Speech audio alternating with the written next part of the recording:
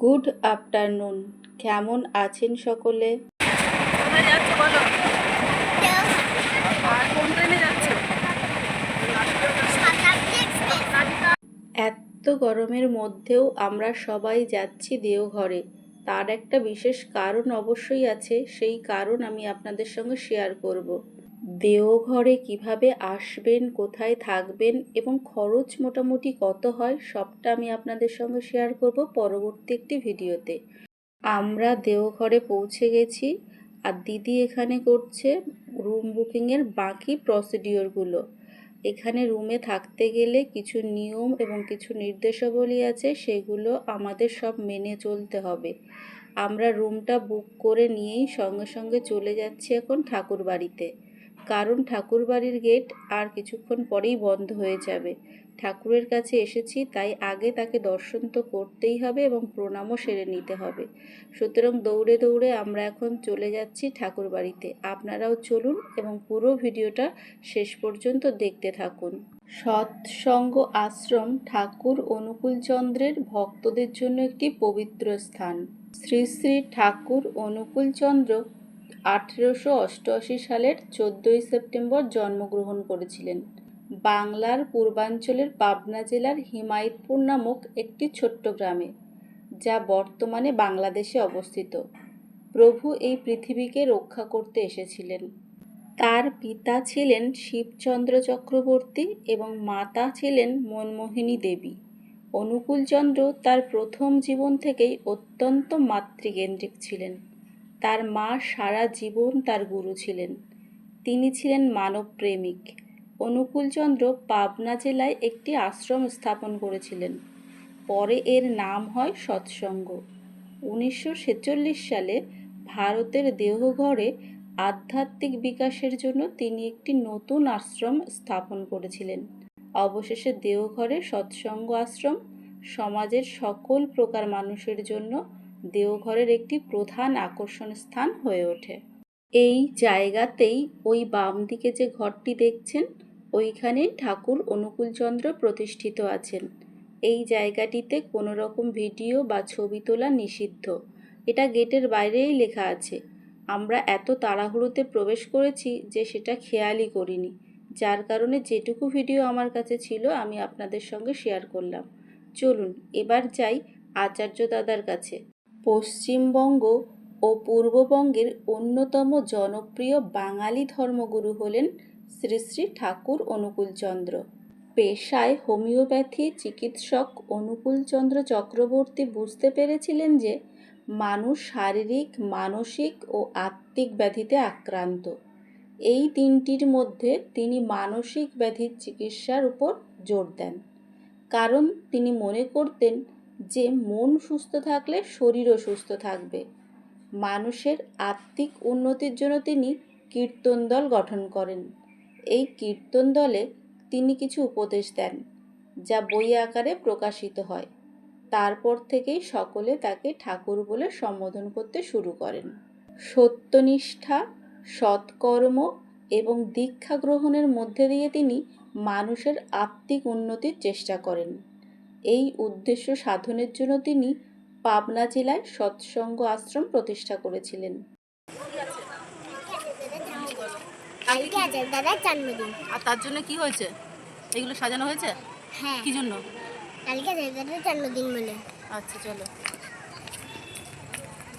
মাম্মাম আপনাদের সঙ্গে শেয়ার করেই দিল কেন মন্দির প্রাঙ্গণকে এত সুন্দরভাবে সাজিয়ে তোলা হচ্ছে। আপনারা তো জেনেই গেলেন যে আগামীকাল আচার্য দাদার জন্মদিন, যে কারণে মন্দির প্রাঙ্গণকে এত সুন্দরভাবে সাজিয়ে তোলা হয়েছে। এত রাত্রি হয়ে গেছে, তবুও এখনো পর্যন্ত সকলে মিলে চেষ্টা করে যাচ্ছে যত তাড়াতাড়ি সম্ভব হয় মন্দিরের এই সাজসজ্জাকে কমপ্লিট করার। ওই যে বাম দিকে ঘরটি দেখতে পাচ্ছেন, ওটি হচ্ছে উপাসনা কক্ষ। ঠাকুর বাড়ির ভিতরটা ভীষণই সুন্দর, আপনারা নিজে চোখে না দেখলে বুঝতেই পারবেন না। আর ভিতরে প্রচুর প্রচুর গাছ আছে, অনেক বড় বড় গাছ, বিভিন্ন ফলের গাছ তো আছেই এখানে। আর কত সুন্দরভাবে দেখুন ভেতরটাকে সাজানো হচ্ছে। এই গেটটা কমপ্লিট হয়ে গেছে। এটা তো ভীষণই সুন্দর হয়েছে। শুধু সাজানো নয়, বিভিন্ন রঙের লাইটিংও করা হয়েছে। ঠাকুর বাড়ির ভিতরে প্রত্যেকটি জায়গাতেই ঠাকুরের অমৃত বাণী লেখা আছে, যার অর্থ ভীষণ মূল্যবান এবং তাৎপর্যপূর্ণ। ঠাকুর বাড়ির ভিতরে অনেক সুন্দর সুন্দর এবং বিভিন্ন কালারের অনেক রকমের পাখি আছে, যেগুলো রাত্রেবেলা বলে আমি আপনাদের দেখাতে পারলাম না। এই দেখুন, এটা হচ্ছে শিশু কানন। এখানে বাচ্চাদের জন্য একটা আলাদা ব্যবস্থা করা আছে, কিছু রাইডের ব্যবস্থা আছে এখানে, যাতে করে বাচ্চারা একটু খেলাধুলো বা একটু মজা বা আনন্দ করতে পারে। আমরা এখন প্রায় চলে এসেছি আচার্য দাদা যেখানে বসে আছেন সেইখানে। আর এই যে ডান দিকে যে বিল্ডিংগুলো দেখতে পাচ্ছেন, এগুলো হচ্ছে অ্যাকোমোডেশন বিল্ডিং আছে এখানে। এখান থেকে থাকার জন্য ঘরের ব্যবস্থা করা হয়। আর এর ঠিক উল্টো দিকে বাম দিকে আছে ঠাকুরের ব্যবহৃত বিভিন্ন গাড়ি, যেগুলোকে সাজিয়ে রাখা হয়েছে। এই দেখুন, আপনাদের সঙ্গে কি সুন্দর গল্প করতে করতে আমরা পৌঁছে গেছি আচার্য দাদার কাছে। আর ওই যে দূরে জায়গাটা দেখছেন, ওইখানেই বসে আছেন আচার্য দাদা নিজে। সকলের কথা শুনছেন, সকলের সঙ্গে কথা বলছেন তিনি।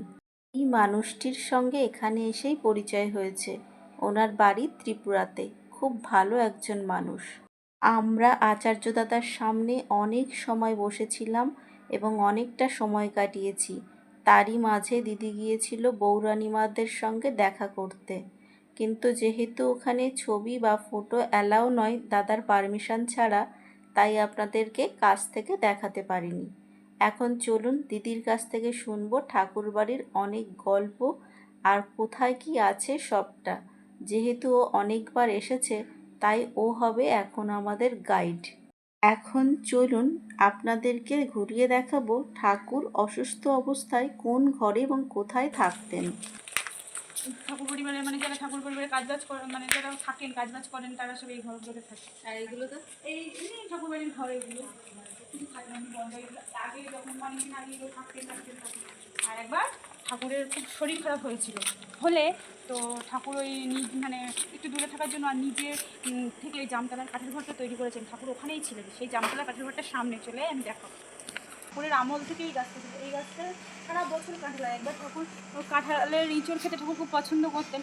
বা ঠাকুর বলছেন ইঁচড় খাবো, তখন ইঁচড়ের সময় নয়, কিন্তু বড় মা ভাবছেন ঠাকুর চেয়েছেন খেতে, তো কী করে পাওয়া যাবে। তখন বড় মা এদিক ওদিক লোক পাঠিয়ে যখন খুঁজে পায়নি, তখন এই গাছের দিকে তাকাতে তাকাতে তাকাতে দেখলেন একটা মগ ডালে একটা কাঁঠাল হয়েছিল, সেটা ঠাকুরকে দেওয়া হয়েছিল। তো এটা ঠাকুরের আমলের সেই সময়কার এই কাঁঠাল গাছ, এবং এই গাছটাতে প্রায় সারা বছরই কাঁঠাল থাকে। এখনো আছে, এখন তো অলরেডি কাঁঠালের সিজন, বাট এটা এই গাছটাতে আমরা প্রায় যখনই এসি তখনই কাঁঠাল পাই। তো এই গাছটা ঠাকুরের সময়কার থেকেই ও এখানে আছে। গাছটার গোড়াটা দেখেও বোঝা যাচ্ছে যে গাছটা তোমার কত পুরনো, কত মোটা, এবং এই গাছে কখনো ঠাকুর ডালতলাও খুব কষ্ট পেতেন, কখনো ডালতলা খুব কাটা কম হয় আর কি। কোনো গাছই ঠাকুর বাড়িতে কাটলে ঠাকুর পরিবারকেও খুশি হয় না, খুব কম কাটা হয়। প্রয়োজন না হলে কাটা। এমনি গাছগুলোর জন্য জায়গাটাও ঠান্ডা ঠান্ডা আছে। কথা বলছিলাম না,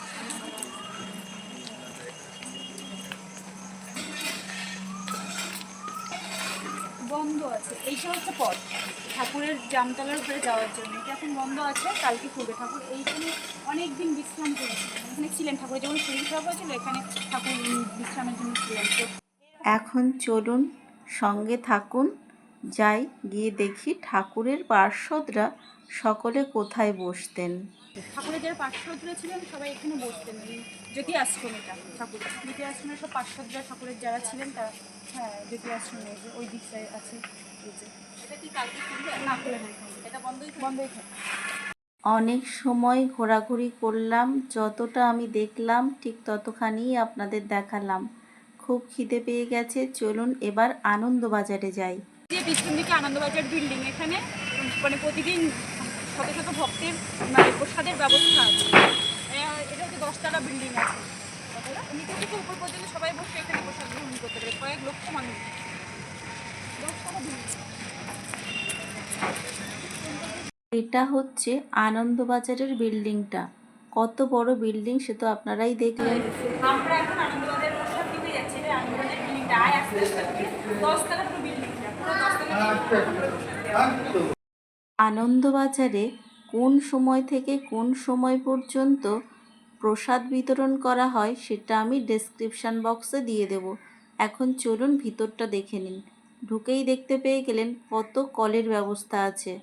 আর এইখানে আনন্দবাজারের প্রসাদ দেওয়া হয়।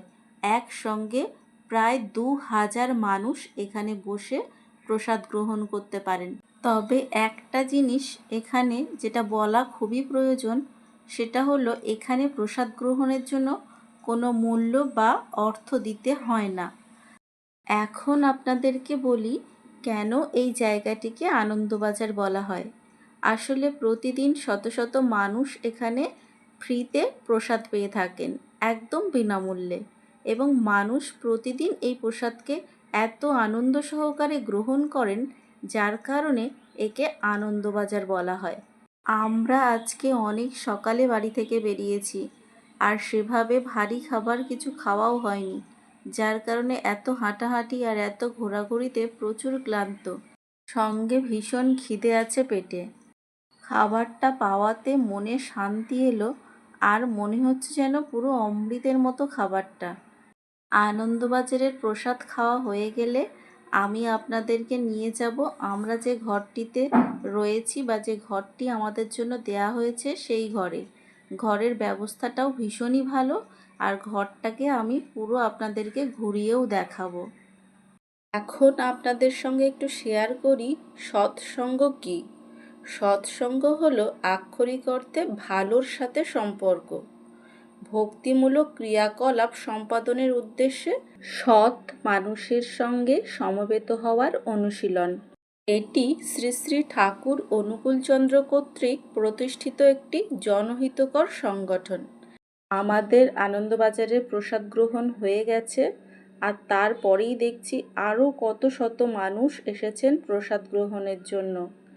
যাই হোক, এবার চলুন আমরা যাই, আমাদের ঘরটা আপনাদেরকে একটু দেখাই। এটা হচ্ছে কাজলদার বাড়ি, আর এই বাড়ির ঠিক পাশেই আছে বি সরকার ভবন, যেখানে আমরা থাকবো কয়েকদিনের জন্য।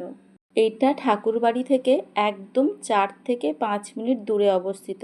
ঠাকুরবাড়িতে এরকম প্রচুর প্রচুর ঘর আছে যেগুলোতে থাকার ব্যবস্থা আছে। কিছু কিছু ঘর আছে দূরে দূরে এবং কিছু ঘর আছে একদম কাছে, যেমন মনমোহিনী ভবন, সেটা একদমই ঠাকুরবাড়ির সামনেই। এই দেখুন, এটা হচ্ছে আমাদের ঘর।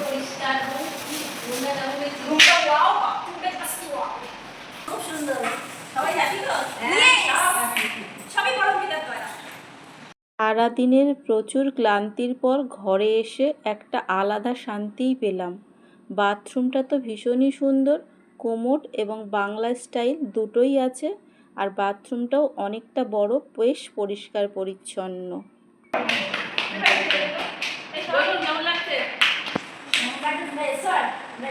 না, আমি আজ ফার্স্ট।